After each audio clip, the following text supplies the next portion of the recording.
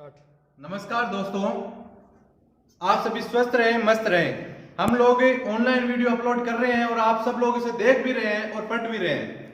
ये वो समय चल रहा है जिस समय हम एक दूसरे से आगे निकल सकते हैं। पढ़ाई की जगह हम अपने समय की भी मदद करेंगे और एक दूसरे से आगे निकलने का समय है। तो मैं आप सभी लोगों से यही प्रार्थना करूंगा कि आप सब लोग मन लगा के पढ़ें और जो हम लोग वीडियो आपको भेज रहे हैं उसे जरूर देखें, उससे पढ़ें, कुछ सीखें। कुछ आपको लग रहा है उस वीडियो में तो आप मुझे फोन कर सकते हैं और आप लोग सभी पढ़ें। साथ ही दोस्तों, जो हमारा चैनल है एक्टर जेपी शर्मा यूट्यूब के ऊपर, जिसके अंदर हम वीडियो अपलोड कर रहे हैं, उस चैनल को आप सब्सक्राइब भी करें तथा उस पर लाइक करें, कमेंट करें। कमेंट करने से आपका फायदा ही होगा कि आप लोग की अगर कोई समस्या आ रही है तो आप लोग हमें सूचित कर सकते हो उसके अंदर कमेंट करके। हम उस पर हो सकता है दूसरा वीडियो बनाएं, हम उस पर विचार करें। साथ ही आप इस चैनल को अलग से ज्यादा दिखाएं, लोगों को दिखाएं, सब्सक्राइब कराएं, जिससे हमारा वीडियो ज्यादा लोगों के पास जाएगा तो वो सब लोग देखेंगे, घर पे बैठ के पढ़ सकते हैं इस समय में। धन्यवाद। नमस्कार, मैं अश्विनी पारिक। स्वागत है आपका श्री अधिस्तरीय गायत्री आदर्श विद्या मंदिर द्वारा संचालित ऑनलाइन क्लासों में। आज हम पढ़ेंगे एडजेक्टिव के बारे में। एडजेक्टिव का शाब्दिक अर्थ होता है विशेषण, और विशेषण वे शब्द होते हैं जो किसी प्रकार से संज्ञा या सर्वनाम की विशेषता बतलाते हैं। इस प्रकार से हम कह सकते हैं कि an adjective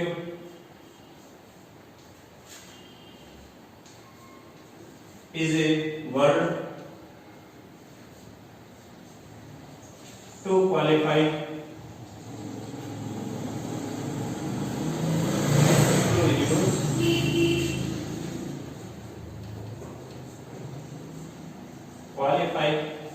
of a noun और नाउन। यानी adjective is a word to use to qualify a noun और प्रोनाउन। यानी कि एडजेक्टिव वह है जो कि संज्ञा या सर्वनाम की विशेषता को बताता है। संज्ञा अथवा सर्वनाम इंग्लिश में भी सेम उसी प्रकार से होते हैं जो हिंदी में प्रयोग किए जाते हैं। ठीक है, ये नाउन और प्रोनाउन, नाउन जैसे किसी प्रकार का व्यक्ति का नाम, स्थान का नाम, दिशाओं का नाम वह नाउन होता है, और नाउन की जगह पर जिनका प्रयोग किया जाता है वह प्रोनाउन माना जाता है। जैसे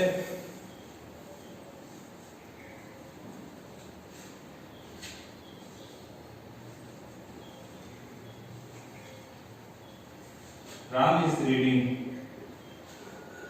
यहाँ पे राम एक व्यक्ति का नाम है तो वो है एक नाउन हो गया। और अगर हम लिखें he is in class 7, तो यहां पर he का प्रयोग राम के लिए हुआ है, नाउन के लिए हुआ है, तो यह एक प्रोनाउन हो गया। अब अगर तीसरा सेंटेंस देखें जिसमें लिखा हो Ram is a bright student, तो यह राम की विशेषता बतलाता है कि वह एक होशियार विद्यार्थी है। तो यहाँ पर यह ब्राइट शब्द जो हो गया है एक प्रकार से विशेषण के लिए होगा।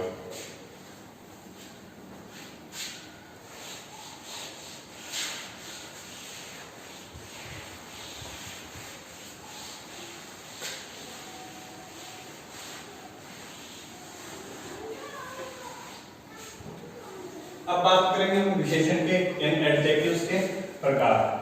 मुख्य रूप से यह है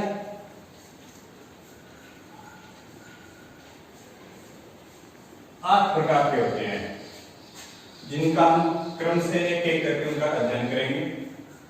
पहला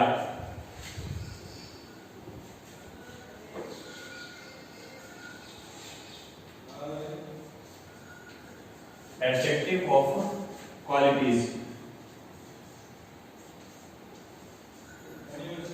एडजेक्टिव्स ऑफ क्वालिटीज यानी गुणों का गुणवाचक विशेषण, इसे हिंदी में कहेंगे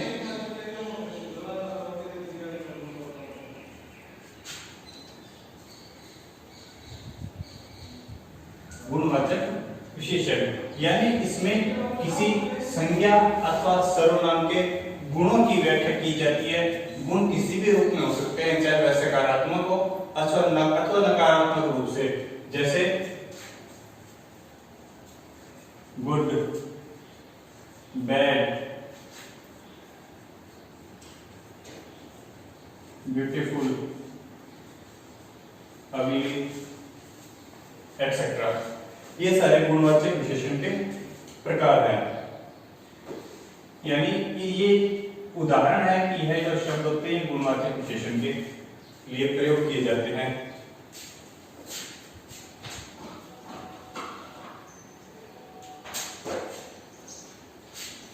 जो यह क्वालिटी के आधार पर जो गुणवाचक विशेषण जो होता है, यह दो प्रकार के होते हैं, जिसमें पहला होता है attributive.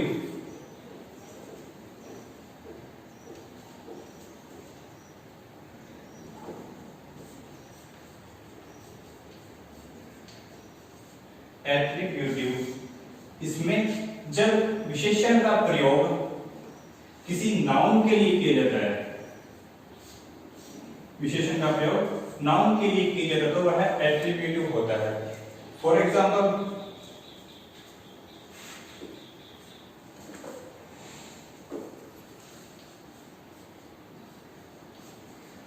Ashoka was a wise king। यहां पर यह राजा होना संज्ञा है, नाउन है, और नाउन के लिए वाइस का प्रयोग किया जा रहा है, तो यह एट्रीब्यूटिव एडजेक्टिव होता है। और दूसरा जो बात करें तो होता है प्रेडिक्टिव यूज। ठीक है, इसका प्रयोग जो होता है वह किसी वर्ब के बाद में होता है, जैसे प्रेडिक्टिव यूज होता है इसका, वह होता है वर्ब के बाद। फॉर एग्जाम्पल जैसे लिखें वेदर इज प्लीजेंट, यानी कि मौसम शांत है, तो इसके बाद में जब प्रयोग हो रहा है तो यह प्रेडिक्टिव यूज होता है एडवर्ब का।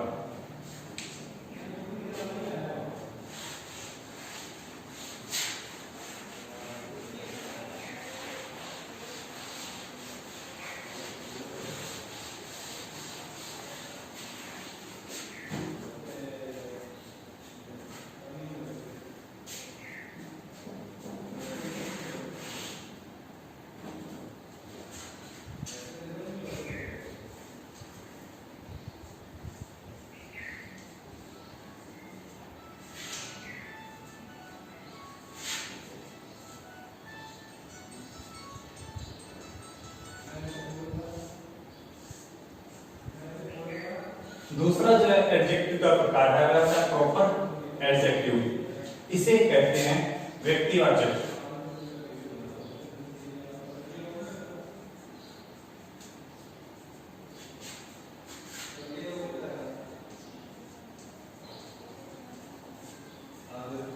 इसे कहेंगे व्यक्तिवाचक विशेषण। इसकी विशेषता होती है कि यह प्रॉपर नाउन के लिए प्रयोग किया जाता है। जैसे अगर हम देखें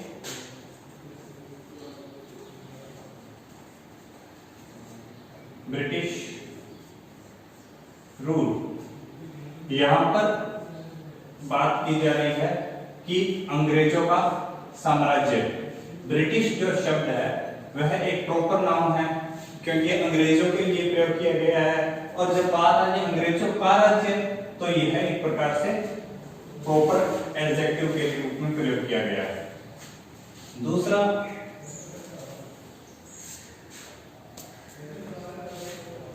क्वांटिटी वाचक।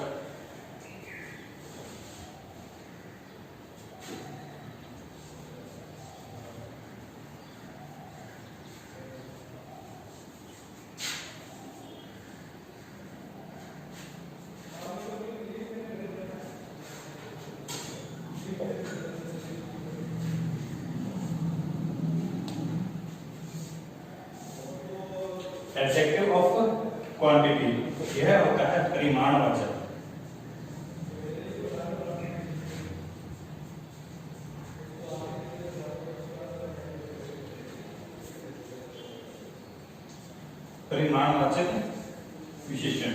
इसमें एक प्रकार से मात्राओं के बारे में अध्ययन किया जाता है। जैसे इसके जो शब्द होते हैं वे होते हैं सफिशिएंट,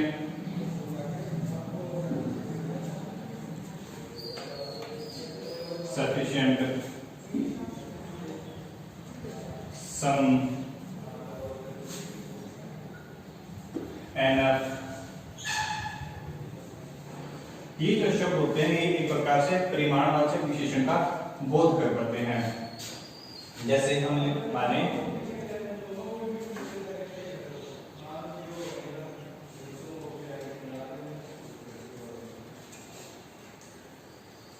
sufficient milk,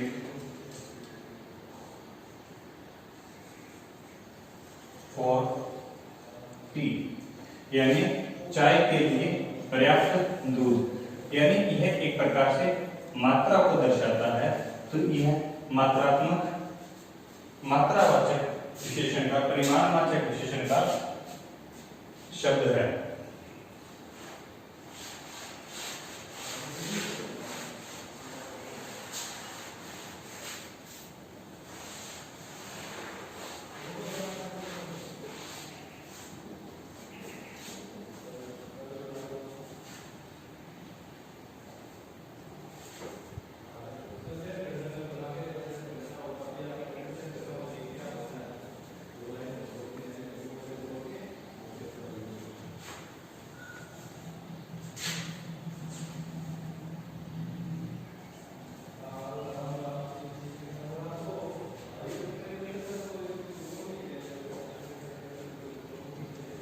अगला जो प्रकार है वह है संख्यावाचक।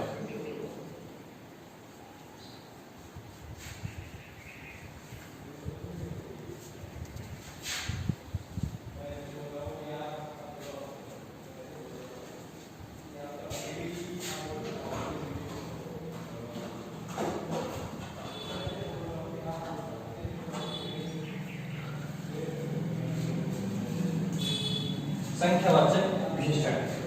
संख्यावाचक विशेषण में दो प्रकार की संख्याओं का प्रयोग किया जाता है। पहला होता है डेफिनेट और दूसरा होता है इंडेफिनेट।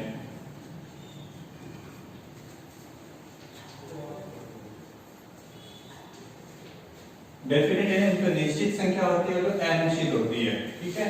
उनको एक प्रकार से एडजेक्टिव ऑफ नंबर्स में कैलकुलेट किया जाता है। ये मुख्यतः निश्चित संख्या वे होती है, जैसे इसके एग्जांपल के रूप में ले तो हम लिखते हैं 5 boys and girls। ये जो एग्जांपल है ये डेफिनेट की, यानी इसमें निश्चित संख्या बताई गई है। और जो दूसरा होता है उसके एग्जांपल में देखें तो few students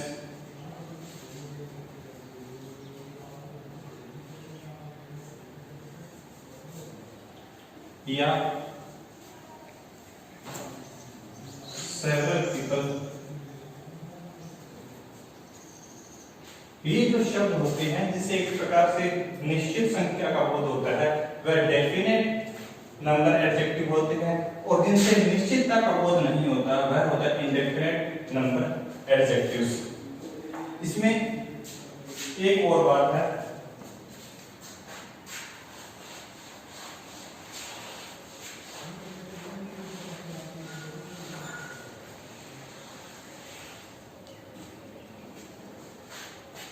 जैसे दो बातें और होती है। जैसे एक प्रकार से कार्डिनल और दूसरा आता है ऑर्डिनल।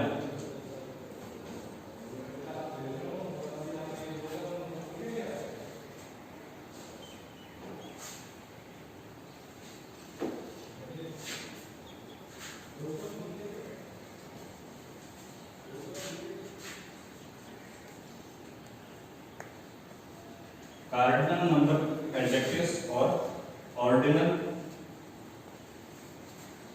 Number adjectives.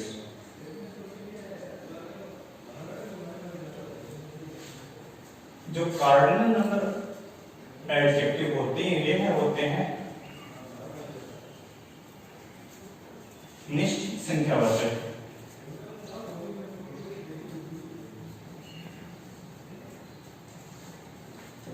और ऑर्डिनल जो होते हैं वह होते हैं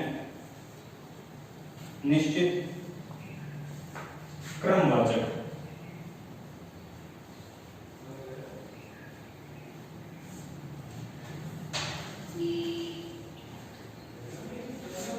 इसके एग्जाम्पल के रूप में जब देखते हैं तो हम लिख सकते हैं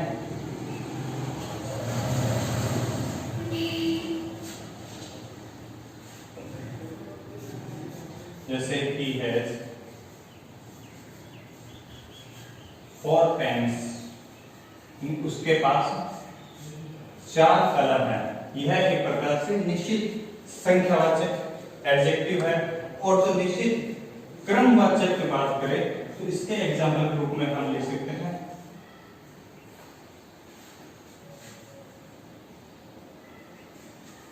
every 5th student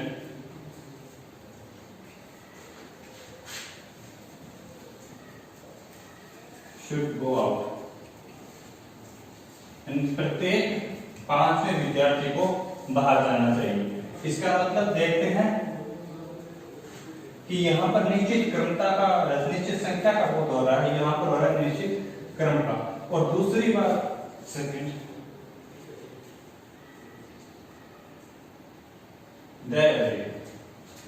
कि जो निश्चित क्रमवाचक विशेषण जो होते हैं इसमें हमेशा आर्टिकल द का प्रयोग किया जाता है, जबकि निश्चित संख्यावाचक जो होते हैं उसमें आर्टिकल का प्रयोग नहीं किया जाता। इसका एक और एग्जांपल लिख के देखते हैं कि द फर्स्ट लेसन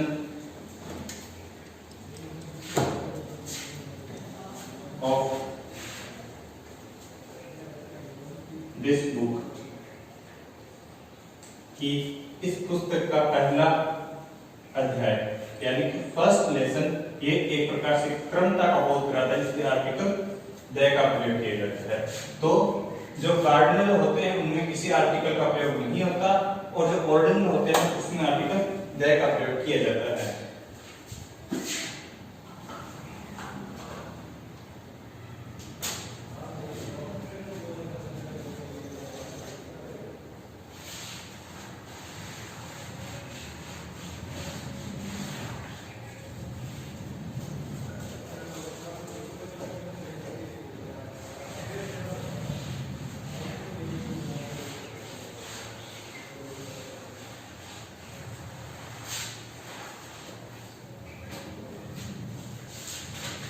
अगला जो प्रकार होता है वह होता है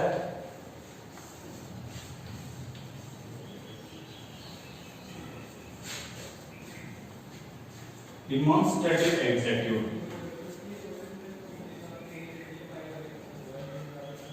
डिमॉन्स्ट्रेटिव एडजेक्टिव इसे हम कहेंगे संकेतवाचक विशेषण।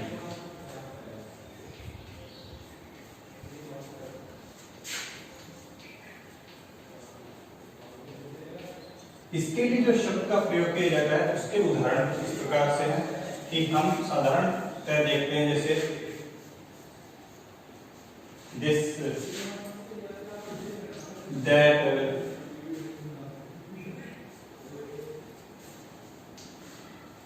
these,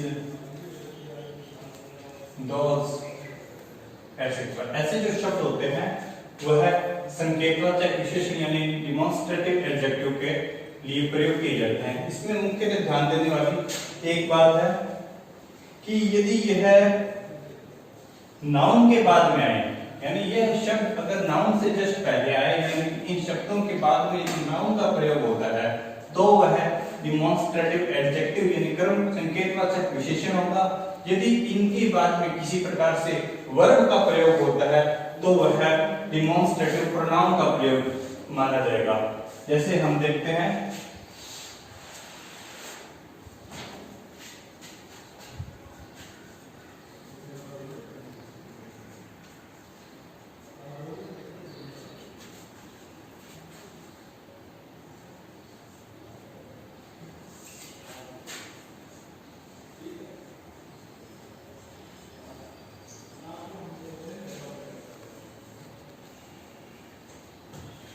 जैसे दो तरफ हम लिख के सेम सेंटेंस को लिख के बात करते हैं कि किस प्रकार को हम डिमॉन्स्ट्रेटिव एडजेक्टिव मानेंगे और किस प्रकार के सेंटेंस को हम डिमॉन्स्ट्रेटिव प्रोनाउन के रूप में माना जाएगा।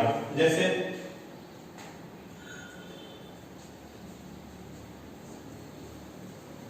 This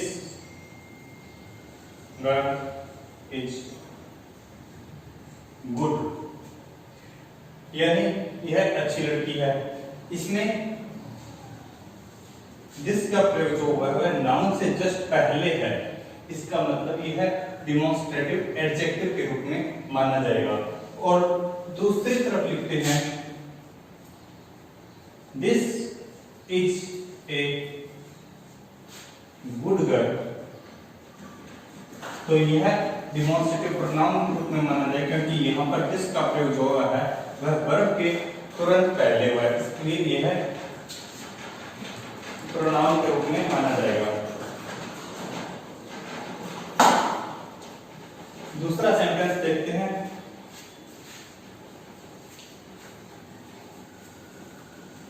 this pen is new, और इधर हो गया this is a new pen. Sentence का भाव एक जैसा ही है, लेकिन फर्क ये भी है कि यहाँ पर दिस का प्रयोग नाउन के बाद में, नाउन से जस्ट पहले हुआ है तो उसे डिमॉन्स्ट्रेटिव एडजेक्टिव मानेंगे, और यहाँ पे दिस का प्रयोग वर्ब के तुरंत पहले होने के कारण इसे डिमॉन्स्ट्रेटिव प्रोनाउन के रूप में माना जाएगा।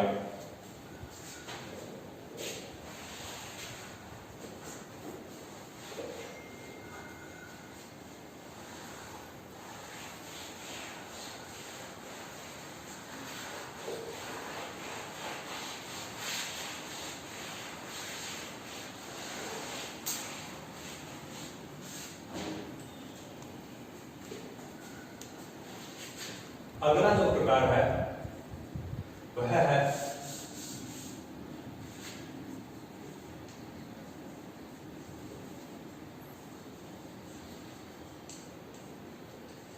डिस्ट्रीब्यूटिव एडजेक्टिव, यानी विभाग सूचक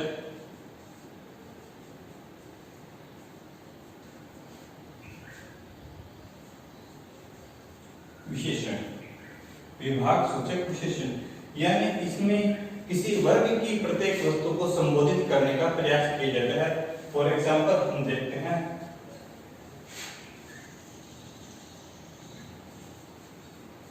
each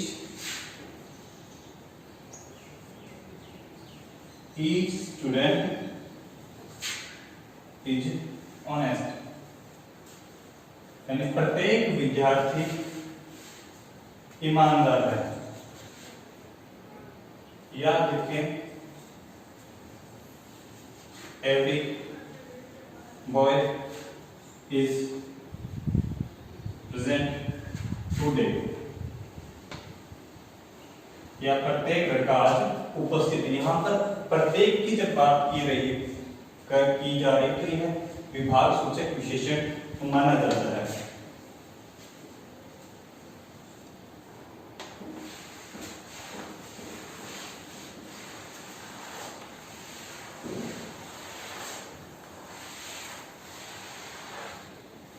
इसके जो मुख्य शब्द होते हैं डिस्ट्रीब्यूटिव के, उसके जो शब्द वो ये है, जैसे each,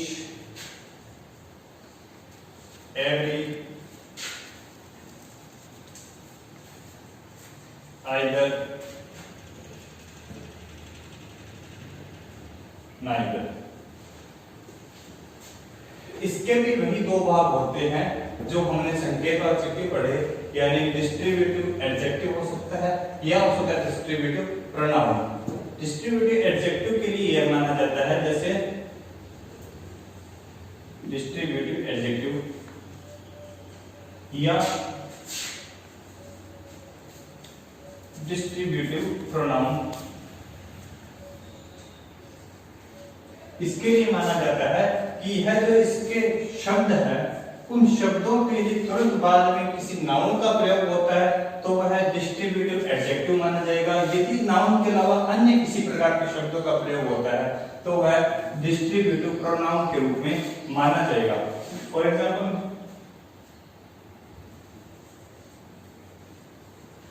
each boy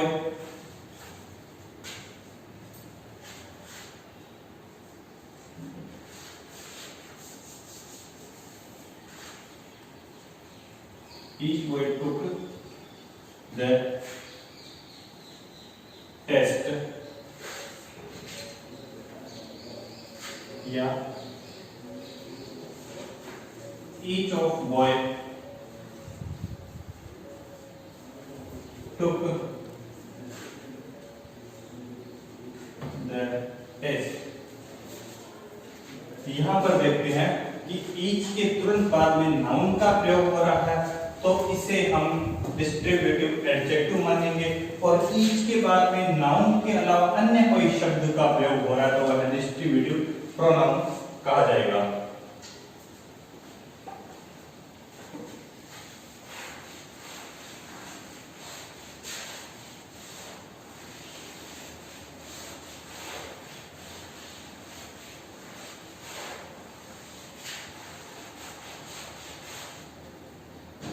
और एडजेक्टिव का जो सातवां प्रकार होता है वह होता है इंटरोगेटिव।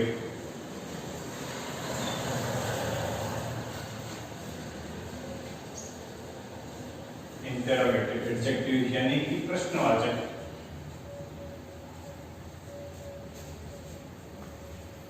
प्रश्नवाचक विशेषण यानी कि जिन विशेषण के जिन शब्दों से किसी प्रकार के प्रश्न का बोध होता है,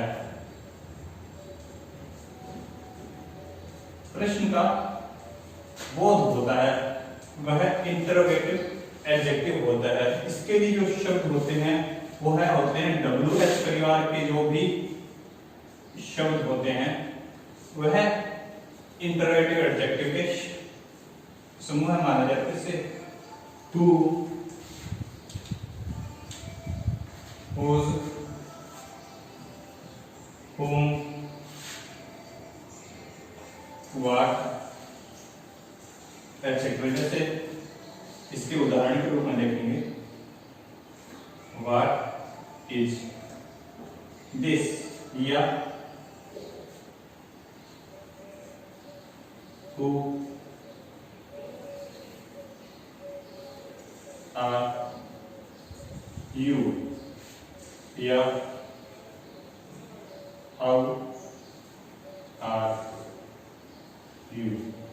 यह जो शब्द होते हैं ये है इंटरोगेटिव प्रश्नवाचक को दर्शाते हैं, इसलिए इन्हें इंटरोगेटिव एडजेक्टिव्स के रूप में कहा जाएगा।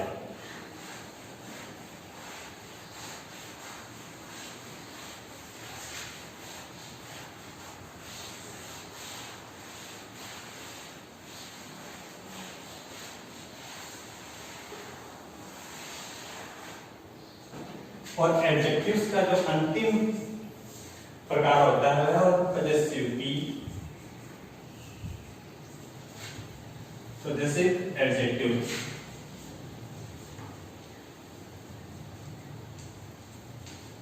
इसे एक प्रकार से हम कहेंगे निजवाचक या संबंधवाचक।